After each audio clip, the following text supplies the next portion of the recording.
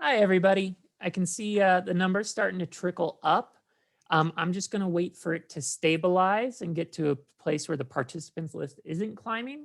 So if you are in here, please, just make yourself comfortable and we'll get going in one moment.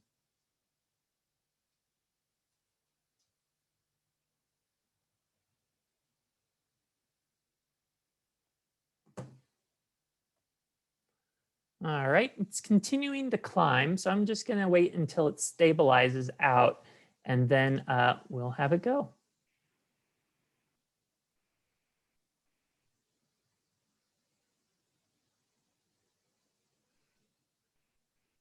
All right, looks like we've reached a stable number. So I'm going to go ahead and go, and then I'll be live streaming on Facebook here in one moment as well. So today, I am very, very lucky to be joined by Constant Hein of Horizons in Learning. She's pretty well known in this field, so I'm guessing quite a lot of you know who she is. For those that don't, she authored the book Transformational Coaching for Early Childhood Educators, and she has all kinds of these nationally recognized courses and trainings. Actually, our Early Head Start team here at Early Learning Ventures completed a 37-hour course with her all around transformational coaching. So we're absolutely ecstatic that we're able to have her on and share her expertise with you all. For those from other states or those that are less familiar with ELV, we are a Colorado-based shared services nonprofit. So we focus strongly on client support and on tech. So we have basically a shared services approach to childcare management systems. So if you are familiar with CCMSs, what makes us different is that we go deeply communal and relationship-based with everyone. We are also constantly updating the system. This is actually something we came out with early in the pandemic, just a touchless sign in and sign out, because I know there's still a lot of providers scrambling for that. So if you are interested in that, in the post-webinar messaging, we'll include all of this information. And then also for those of you who are familiar with who we are and do have access to CORE, I want to give you the quick ooh la la that on the 7th and the 9th, we have the first of several big updates to our system. And so we're going to be sending out messaging in the next few weeks to you all about how you can attend or get the recording of how all the new stuff works. Finally, if this is your first time with us, we do all kinds of trainings, all kinds of short interviews. So please follow us on Facebook because you'll also be able to watch all of the webinars over there. With that, I am going to turn it over to Constant so that she can take it going. So I'm going to stop sharing my screen. And Constant, if you just want to give a brief introduction and then get going. Okay. Hello, everyone. It's really lovely to be here, and I want to thank my colleague and my friend Ty Johnson for inviting me. And I think I'm going to share my screen now. So you can see visually a little bit about me in my introduction here. Yeah, I am here in Denver, and this is my book, Transformational Coaching for Early Childhood Educators, and I've been in the field a long time. I have white hair, and I've been in this field my whole career. And I started out as a preschool teacher when I was young, and I started my company, Horizons in Learning, in the late 80s. And I have been working with the adults who work with the children ever since. And the last 15 to 20 years, I've really specialized in both leadership and in coaching. And in 2019, my new book just came out, and I'm very happy to be working it and doing a lot of book study groups with people around the country. I am curious about some of you, and I'm thinking we've got this raise hand function in this system at the bottom of your Zoom screen. And how many of you are actually, I'd call them in the classroom providers? You're actually working front lines with children. Push your hand, raise your hand in the bottom menu of your Zoom screen. And let's just see if we can get a pop-up of how many how many people on this call are actually providers working with children as opposed to administrators or directors?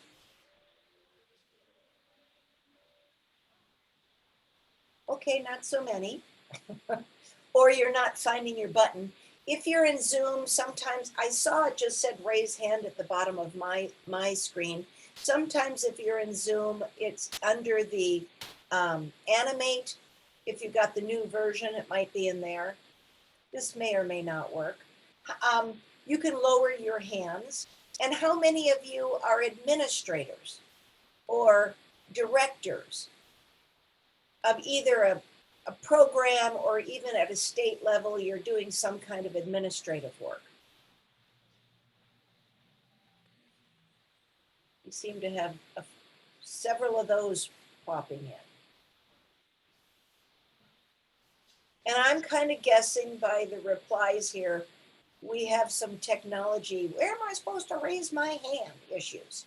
So not to worry, thank you. You can all lower your hands.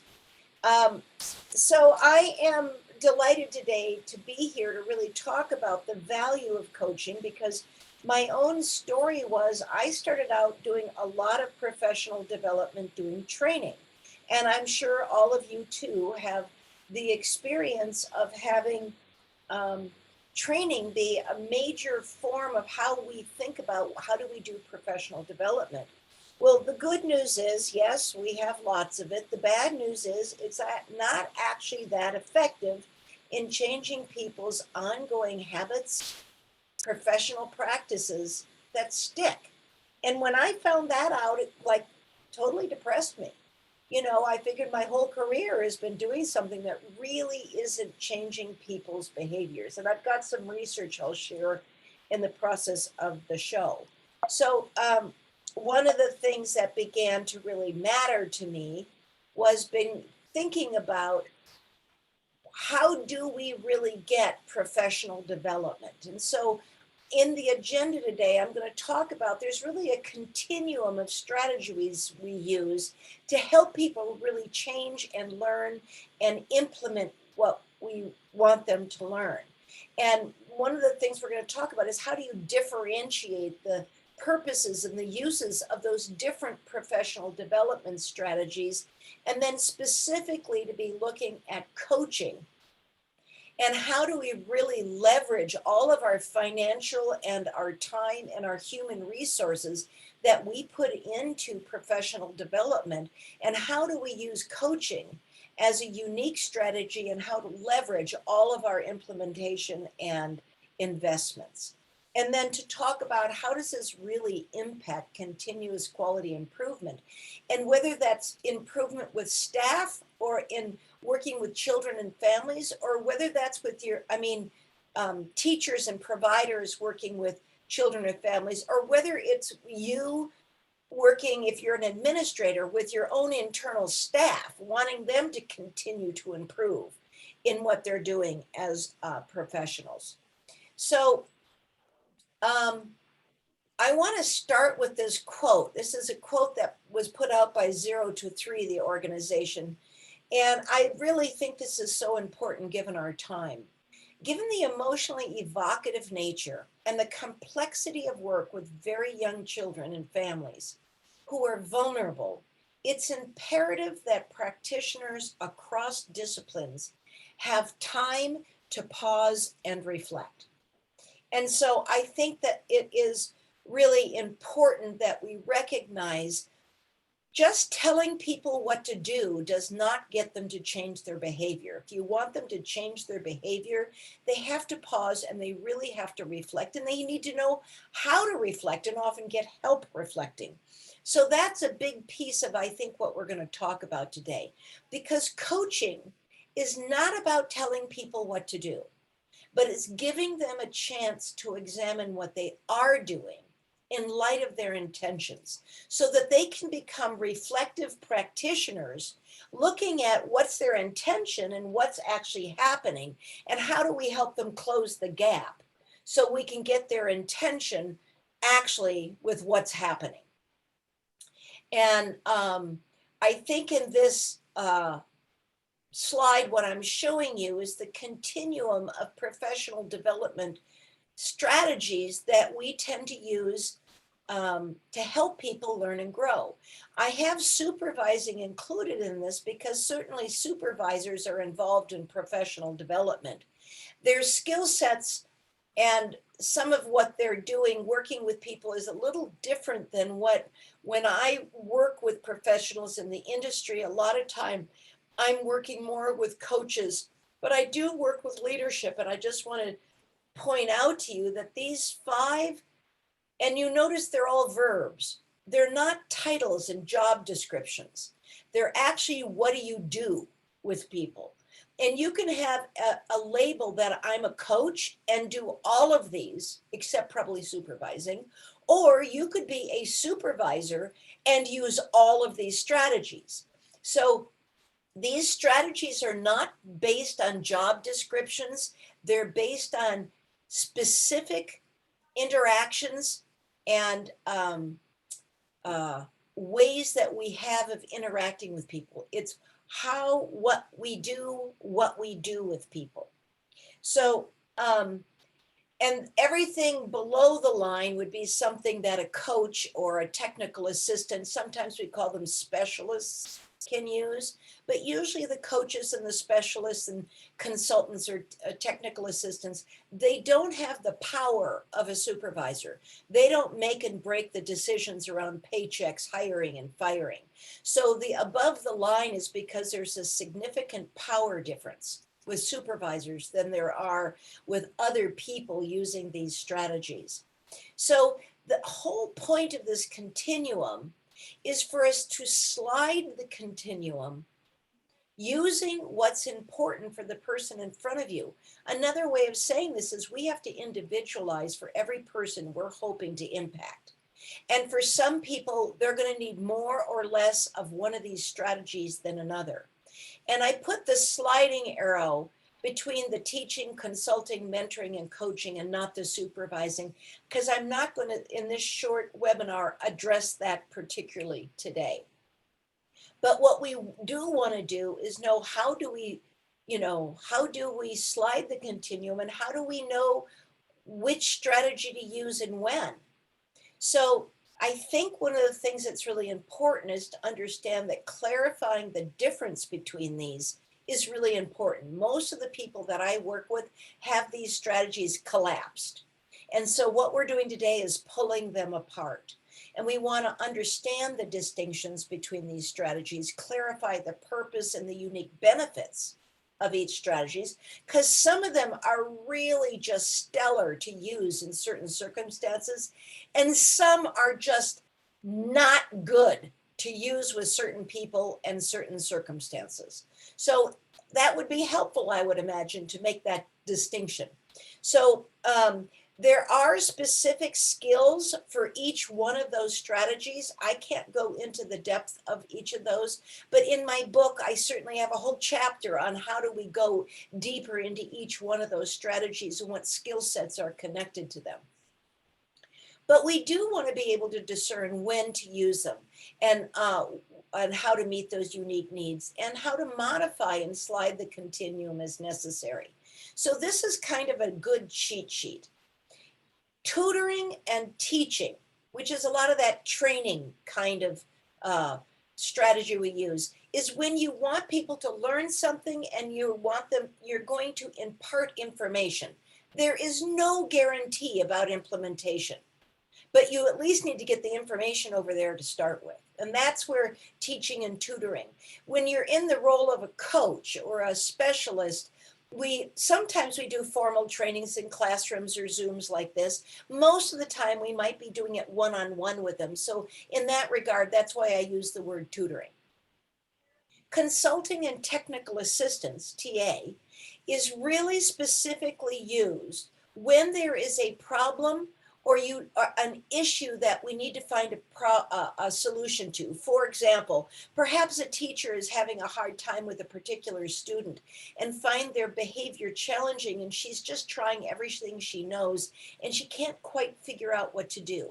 That's a really good example when providing technical assistance or consulting might be useful. My way of saying that is that's when you want to grab your colleague arm in arm and say, where are we heading? And arm in arm, you're going to go with them and you're going to help them fix that problem and you're going to help them find a solution. And that's kind of the nature of technical assistance and consulting.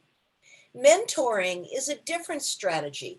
This is often used when you're needing to help people increase their professionalism, or when we might want to share our experience of what I did in this situation was. And it may or may not be helpful. A lot of Head Start programs actually have formalized mentoring, where they will have perhaps somebody on the teaching staff comes in and they get a mentor that helps them learn how to fill out all the forms and how the compliance issues work around dress codes, things like that. In school districts, sometimes you'll get a mentor again to help you navigate the culture and the system. So mentors at a peer level can be used like that.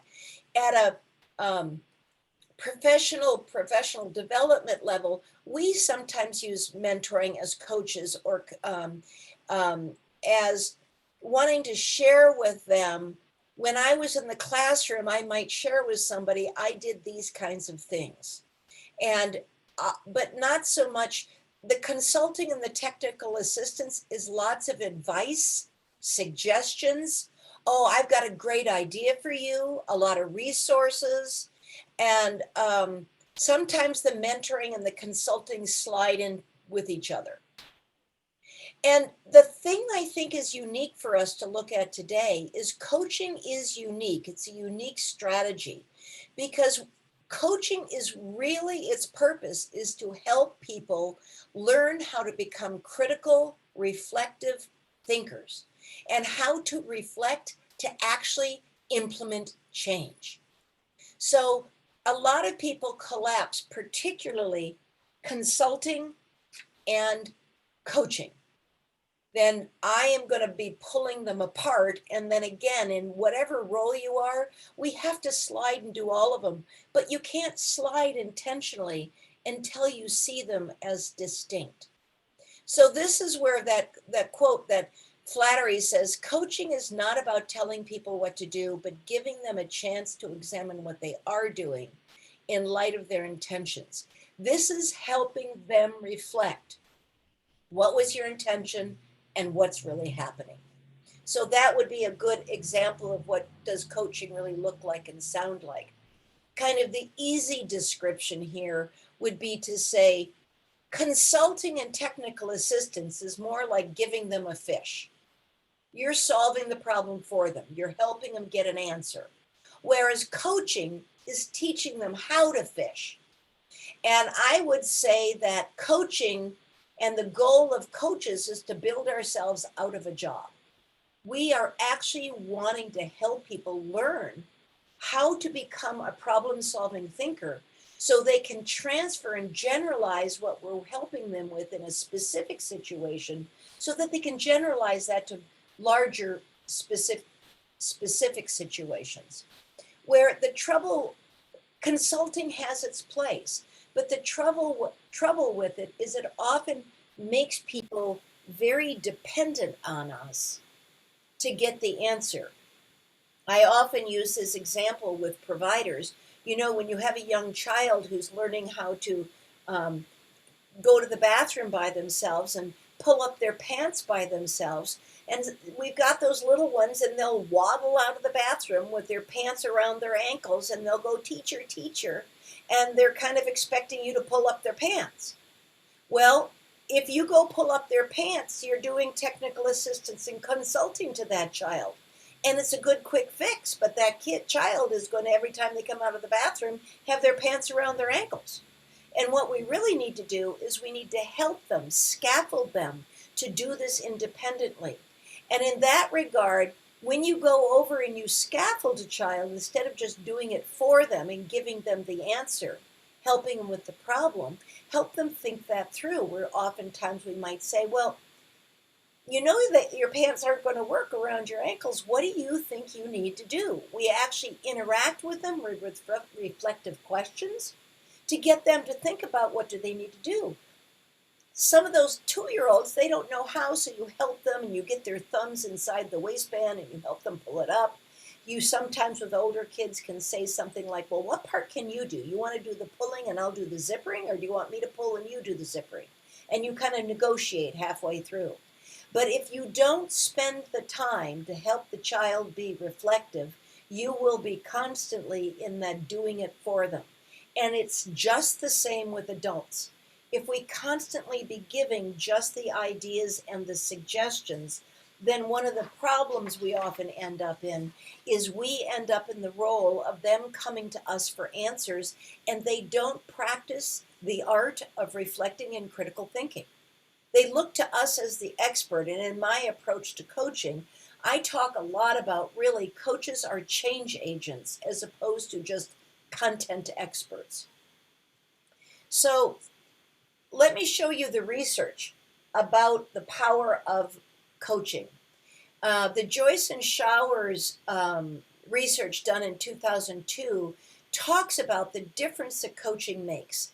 And what they talked about is lecture or presentation. When you do that, that would be the teaching and tutoring. When you do that, the percentage of learners will know how to do it, 10%. That's not even a great return from my experience for teaching, that essentially after today's webinar, only 10% of you are going to know how to do this. You know, it's like, darn. And only 5% will be able to do it. But 0 are going to do it consistently in daily practice. And to me, that's what I call sticky change. Now, if the presenter does modeling, they show people how to do things. And we use this a lot in early childhood. We often model for early childhood. Coaches will model for early childhood professionals. But isn't it interesting to see the research shows that even after modeling, only 30% of the learners will know how, and only 20% will be able to do it, and still 0 is it sticky change. If you start to, the participant starts to practice things, and you give them feedback while they're practicing, that knowing how to do it jumps to 60%. 60% are able to do it, and only 5% are still sticky able to do it without you there. And that practice and feedback model, to me, in this continuum, that's part of technical assistance and coaching, where we're giving them feedback. But if you add ongoing coaching and support to both the consulting and the teaching, you get 95% know how to do it, 95% are able to do it, and huge jump to 95% does it become sticky practice. So when I talk about how do we actually foster sticky change, I'm telling you the leveraging of coaching is going to make all the difference in the world to all the money you're pouring into training and consulting. So coaching is really unlocking a person's potential to maximize their own performance. It's helping them to learn rather than teaching them. And I think that this is important is because we want to be empowering people as learners whenever possible. And so we want to transfer the power whenever possible to learners. We know that to do that with children. We don't want teachers telling kids what to do. We want teachers empowering children to learn and to think about what do they need to do for themselves. Well, we need to model and do that with adults as well. One of the important things is the top. Here's that continuum again. And if you look at the top of this, it's the coach's level of power. The more to the left of the continuum the coach practices their professional behaviors, supervising, training, even consulting, you, the coach, has a lot of power, and the coachee has the least amount of power. But if you look at the coachee's level of power, now at the top, if the coach starts to do coaching and mentoring, we are taking away our power and transferring it to the learner. And I'd say the goal for the coach is to have the least amount of power and transfer as much as possible. When possible means slide to the right side of this continuum as quickly and as frequently as we can. If you look at the bottom of this, the coachee's level of power is when you have the most at supervising, training, and consulting, they have the least. Where they get the most is when you slide to the right hand. So it's a comparison. So understanding the difference between these, I think, will really make a huge difference in how to intentionally make choices, how to slide, when to slide. And I would say that modeling for individuals and for teachers, we want to model for them, working with the adults, the way we want them to be doing it with children. So from my point of view, that usually means we want them sliding. We want to slide to the coaching and helping them reflect and be critical thinkers, because that's how we want them to interact with children. So this is a big key here, is we got to walk our talk. So let's talk a little bit about what is transformational coaching, because there are different kinds of coaching.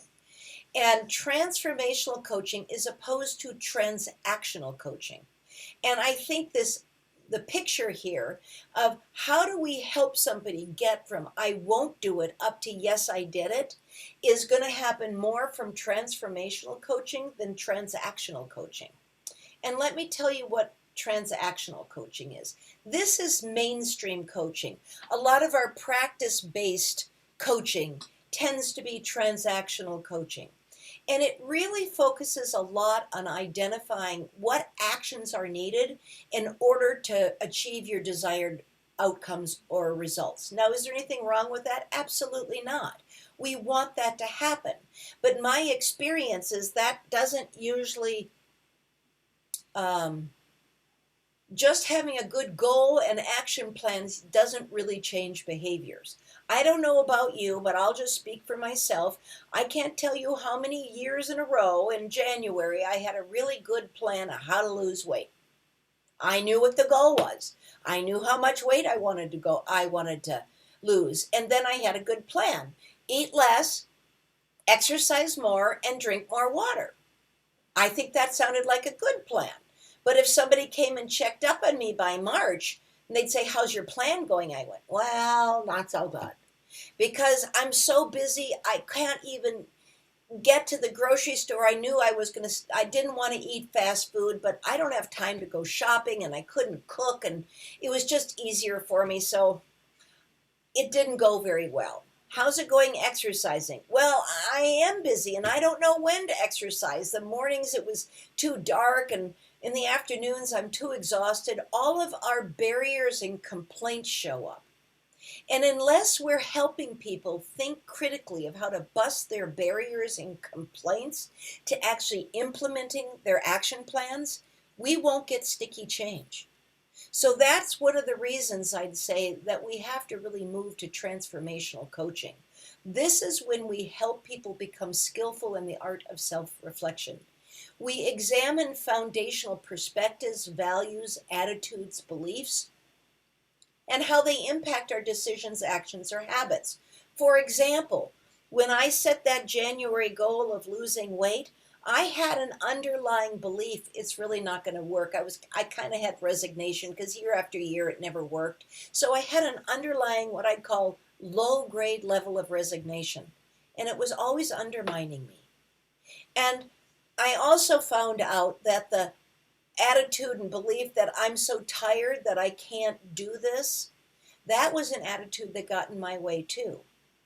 But nobody was helping me think that through.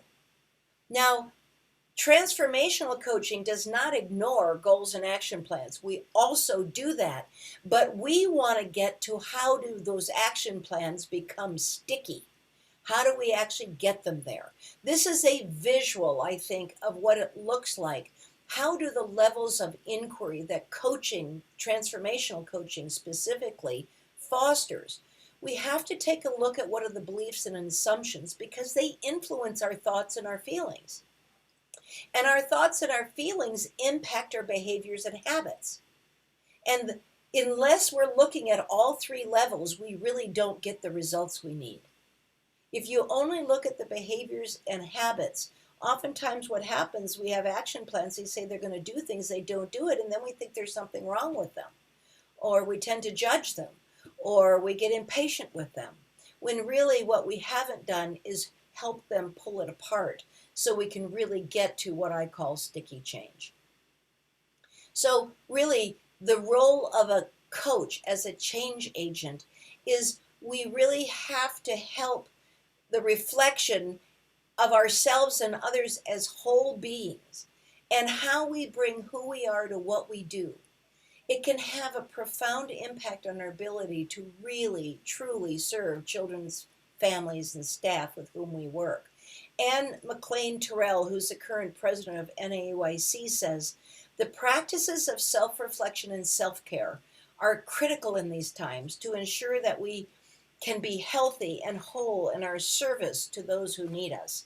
And the reason I'm mentioning this is because I think with COVID and everything else that's happening, a lot of our coaches have gotten a little disoriented because they're used to being content experts. They get in the classroom, they can give all their good ideas and their good advices, but what's really being needed now, especially in this time, is to really help people facilitate change.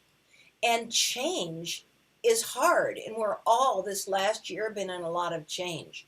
So the role of the coach as a change agent actually focuses on people changing.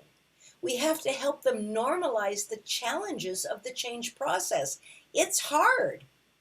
And we have to foster their toleration or their risk toleration of the discomfort of learning and growing. And we have to help them cultivate an attitude of getting better at getting better and not making changes to get a rating, to jump through what I call the rating hoops just to get a good score. I'm sure many of us know some programs that have really good ratings, but they're really not demonstrating the quality we want to be seeing happening with children and families. And so being an agent of change means we're really helping people shift their perspective from being a content expert to a change agent. So it's one of how transformational coaching helps support people who are coaches to make that shift. Technical assistance and consultants are where that content expertise is important, but that isn't the only role to play on that continuum of professional development strategies. I often say that that is a toolbox. All those options on the sliding continuum is like a toolbox. And if the only tool you have is consulting and technical assistance and being a content expert, it's kind of like the only tool in your toolbox is a hammer. And if the only tool you have is a hammer, then I promise you everything you look at is going to look like a nail. And there you go, hammering away at things. And that is not always the best effective thing to do. And really, for some people, it's the worst thing you could do. I often say, if you've got people who are what we refer to sometimes as old dogs who don't want to learn new tricks, whether they're providers or people on your staff or leadership team, whoever they might be, the worst strategy to use was somebody who thinks they know a lot is technical assistance and TA. Do not give those people advice. Do not give them suggestions. Those are the people, transfer the power to them as fast as possible. Go to the right end of the continuum and help them reflect through what it is they want help thinking through. So there's more to that, but I would say in my approach is change is a process and a journey. It's not a destination. So getting too focused on those outcomes and results gets too destination oriented, and then we get fixated there and we're not watching how are our people learning. As a coach, I look at my coachees and I'm not paying enough attention to what am I doing that's working and what am I doing that's not working. We really need to support that sticky change. So transformation happens through practicing reflection, becoming aware, practicing intentional action to change habits, and then reflecting about how did my intentional action actually turn out. That's that, getting them reflecting on that. And Kazan, who is the founder, Japanese, in the 80s, when we had the whole, it's really where we had a lot of the change process revolution come over to our country. It hit our auto industry first, about how do we really do things, is change that lasts is slow and gradual. And I'm afraid that in our field, sometimes we expect really fast, quick change. And when that happens, you don't get sticky change. You know, you get a quick fix. I'm going to tell you a short story. There was a family child care provider that I worked with. I was working with her coach, and her coach said that she was really focused on getting her rating, and her FECRS, her family child care environmental rating assessment, was about to be done. She went down the street to her family friendly friend who also had a family child care home, and borrowed all her multicultural materials and brought it back to her program and borrowed them for 2 months. And she waited for her assessor to come. Her assessor came, saw them all, she got a good rating, and then she took them back. And that's an example of not sticky change. That's a kind of change that somebody's doing for a quick fix. And it's not actually impacting the quality of children. And for heaven's sakes, with our culture and our need for that kind of practicing, we can't just be looking at that for how to get a rating. We have to really be thinking about how is that impacting people. So we really need to help people when they're unsure of themselves in the change process. We have to help them reevaluate long-held beliefs and assumptions that they might have to shift, and to be sensitive to yet willing to help them stretch their risk tolerance. And you can't do that the same speed with everybody. It's like I often think about cultivating change is like a little baby seed in your garden, and you can't go pull those heads of those seeds up any faster than they're going to grow, any more than we can make children learn faster. So the same is true for adults. And I love this quote by Rush and Shelton. They say, for a coach, choosing relationship over control is all about shifting to a focus of really trying to understand the coachee's perspective instead of attempting to convince them or to make a different decision or choice. And I think that is part of what I'd call the transactional coaching. Is we do a lot of convincing, ideas, suggestions, and it really doesn't foster reflection and sticky change. So embracing that transformational coaching in particular strategy is really going to help us with our continuous quality improvement. And the idea is, how do we help people embrace getting better at getting better is what's really happening. So we need to go beyond thinking that just a new idea or action is going to be enough. It actually has to be sustained over time. We have to focus on the product, the process, and the progress. It isn't just, not unlike with children. It doesn't matter if they just know their ABCs. It matters how did they get there. It matters how do they learn. And diving deep with the adults is equally as important. And it's really important that early childhood programs understand change, because change happens at a program level, whether you're in an agency, a state agency, or whether you're in a program or in a family child care setting. The quality is in the culture of your organization. So a director can't say, go down and fix teacher number 2. I need them to do better. That isn't where the real holding of qualitative change comes from. It's systemic. So whether it's an agency and an organization, a department, whether you are a nonprofit agency, whether you are a program, we actually have to do this together, and the leaders are where that quality really starts with. Many people in our field are not in the practice of reflecting on change, having control over change, or discussing the issues. And I would say, especially given this last year, we have to start thinking and reflecting about change. How do we do that as a group, as an individual? We have to meet the staff where they're at, and we have to scaffold through that process. So transformational coaching is not something we just do with classroom teachers. We do this with leaders and also our own staff as well. If you are a supervisor, reflective supervision is often the closest thing we'd call to. And how do you really coach your staff is to really foster the reflection of folks. I just think continuous quality improvement is not a destination. It's a process and a journey. And it's a shift from a focus on the end product to the process. And it's also a shift from externally driven motivation or compliance to internally motivated. And so CQI is an ongoing cycle between reflection, experimenting, documenting, refining. And we want to connect all of our efforts. Assessments matter, but they're not the only game in town.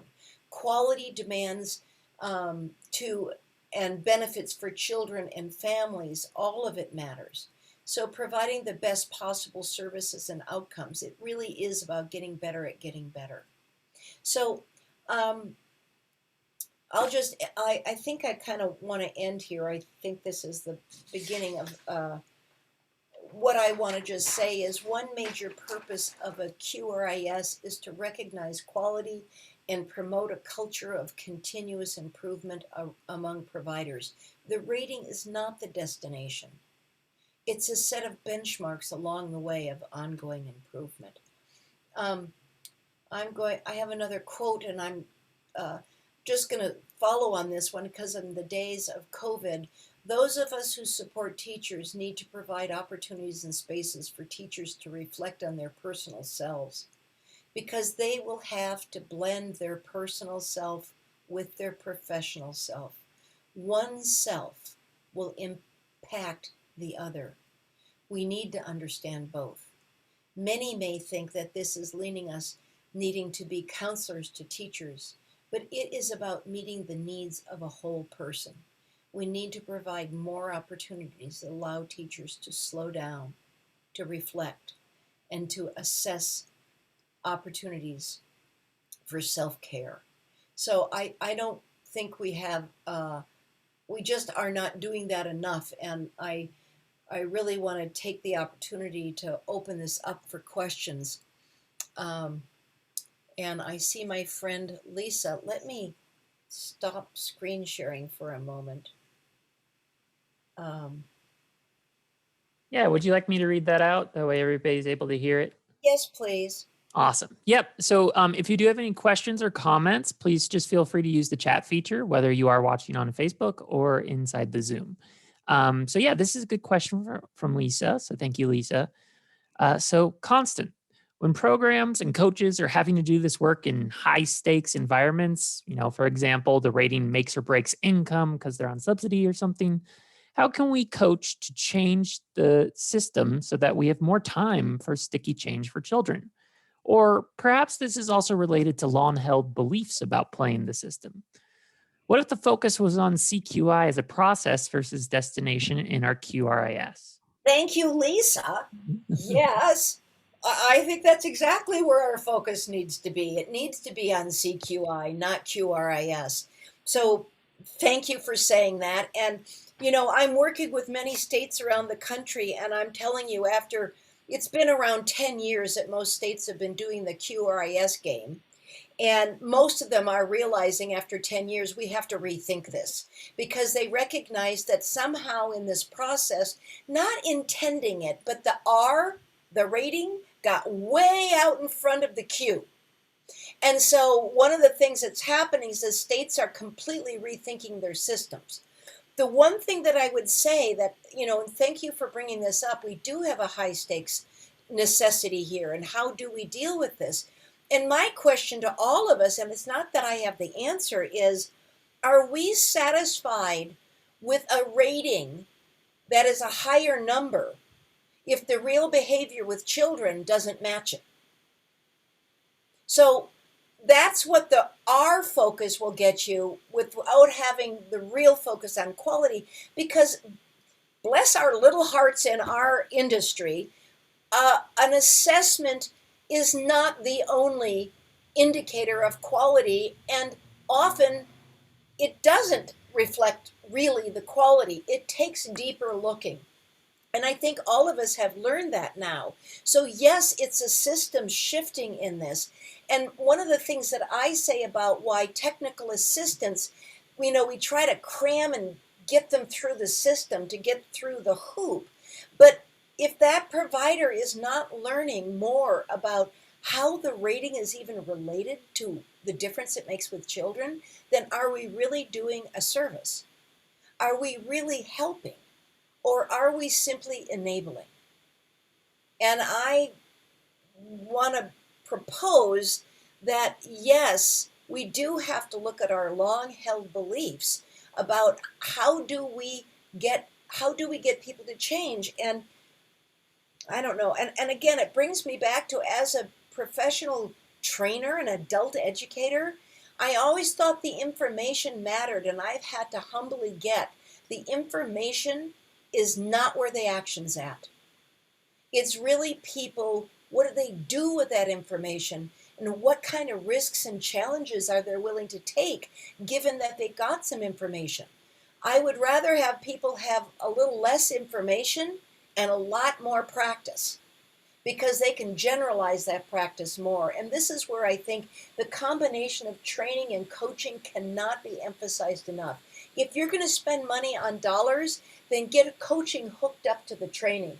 Help them implement the information they're learning.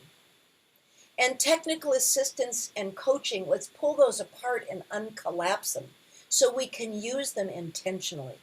Lisa, I hope that addressed your question. And thank you. What a thoughtful question it was. And I know you're doing your best at our state level here in Colorado, and I'm so grateful that you're one of our partners doing this deeper thinking. I appreciate it. Awesome. Thank you so much. I'm actually just so excited to have you on with this, because this is every field in life. This is like therapy. This is, it's actually, I'm going to be having our like client support team watching this, just because we do TA and coaching, as many of you on here know. And so I think this is good. So hi, Ava, Tracy, and Tristan, and Carson, when you do watch this. But yeah, what I'm curious about, so you have, the 35-hour course, which we've distilled a bit into 1 hour, and most of our EHS folks have attended that. So I'm sort of curious, what were the at the end of that 35-hour course, what were the end themes you were trying to drill home? It's like, all right, we've done everything now to make the final point. What were those final points? You want a Cliff Notes version. So what a 35-hour training, give me 2 minutes. The thing that I talked about today is the first part of the first session. Oh, wow. It's really talking about the shift in mindset from coach being a content expert to a change agent. That mindset shift for coaches, I think, is critical. And so that's the first touch point. And then in the course, over the sessions in that course, we also take apart the continuum, and we take each one of those and we teach them skills. And how do you differentiate those? And what are the skills to do each one of those? And what are the circumstances when you do one versus another? And then we go on to really talking about, there are concrete skills and strategies to coaching, the transformational coaching, on how we listen, how we ask questions, how do we provoke reflection in people. So it's about mindset. It's about being intentional, about the coaches knowing you have to be intentional about the strategy you're using, and how do you know whether what you're doing is working. You can't just go out there and do stuff if we're not walking our talk and practicing reflection ourselves as professionals. So it really is, as Ty just said, it's the mindset change is the core of this. And then there's the adoption of skills that supports the mindset. And she said that understanding being an expert is overrated and being present is more important for the journey, to follow, to be a thinking partner, and to be present. How do you measure success, and what do we practice? Thank you, Ty. Since she's the one who hired me to go do that training, I think it's appropriate that she gave the summary of that. You know? But that it really is that. I'd say it is the embodiment of the mindset shift, and then the skills have to follow it. Yeah. And I do know, throughout the presentation, we were seeing where in transformational coaching is this housed. So, all of the numbers of the pages were very early in the book. So I probably should have guessed this was the intro of the intro. So we did, in the comments in here, link how you can go find that book or other resources from Constant. We'll also be making sure that in the post-webinar messaging, you all get that link again. So just so everybody's aware again, so the post-webinar messaging, it comes out about 30 minutes after we close this. It'll have a recording of today's talk. It'll have a link to all of Constant's work, and it will also include her slides. If you're watching on Facebook, I do apologize at the very beginning got cut off, but you are popping in right as the agenda started. So I don't think you missed anything on that end. Can I add something, Michael? Yeah, go for it. If you go to my website, which is my name, www.constanthine.com, there's a link that you can join my mailing list. And if you want to get on my mailing list, then I will send you all my updates about books, courses, everything else. And that's a good way to get you on my mailing list and connected to things. And I do just want to say I'm in the process of developing a whole online, on-demand resource library for people. So it's coming soon. Yeah, that was I was going to go with that too. We had the little we're doing things on our end. There's very much a Constant is doing things on her end. So we're very excited to have you on, in maybe a month or 2 months in the What's Up Wednesday series, to be able to talk more specifically about those online courses. I do like to give people just a little time to get any last minute questions or thoughts or ideas in. If nothing pops in a minute or two, I will be planning to close this out. So feel free to just put any last minute thoughts or questions you have. I would also say a way to ask a question is to say, when you hear this, what do the barriers and challenges feel like when you're hearing it? Because that's a great way to get at what the questions are. Growth happens when you're feeling uncomfortable. You're welcome, Lisa. All right.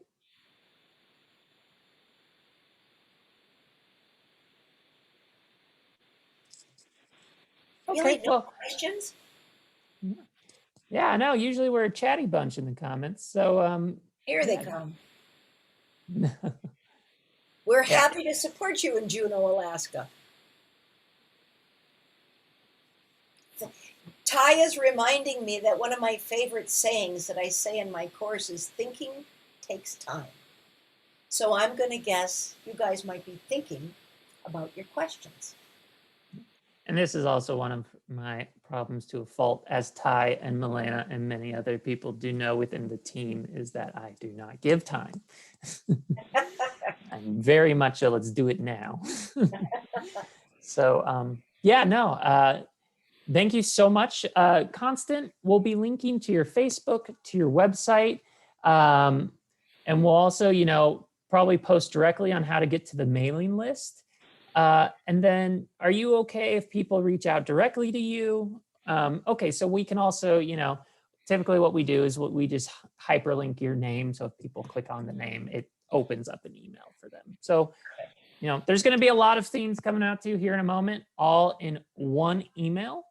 And, as Lisa does say as well with this kind of thing, I mean, hey, this is the first time hearing it. Is that it is great to hear this information multiple times to have it sink in. That's why I joined, because Hey, I mean, that's why in therapy you go week after week after week. Gotta be constantly reorienting yourself with what's important, because it is so easy to Can get I share lost. something else? Yeah. I think you should all go out and try coaching mistakes. So go make mistakes. It's the best way to learn. So every time you make a mistake, identify what the mistake was and then what did you learn from it. So rather than trying to go be human perfects, go be a human being and do your best and make a lot of mistakes and learn from it as you go. Yep. And that's honestly, I know we're early learning ventures. I mean, parts of our team are working directly with childcare, but we more often work with providers. And I'd say really where we've grown over the past 4 years is by having the mindset talked about here, which is, internally, we always see people own up to their mistakes, and, it's like, okay, you'll do that right next time. But it's very much a culture of accountability and learning and growth. So, if you're able to foster that as a team, you do start to see results. And so maybe we didn't get there via constant, but we got there organically. And so I'm happy to take this and share it internally with my team. And please feel free to share with your teachers or anybody with your schools, because I think this is a really important reminder to more than just the pedagogy side of things. And thank you, Kathleen. I'm glad that helped. Awesome. Okay. Lovely to be with you. Thank you for having me. Of course. And we'll see you soon again, Constant. All right. Thank you, everyone. I hope you have a wonderful day, a wonderful weekend. Stay safe, stay warm, and we will talk to you again soon.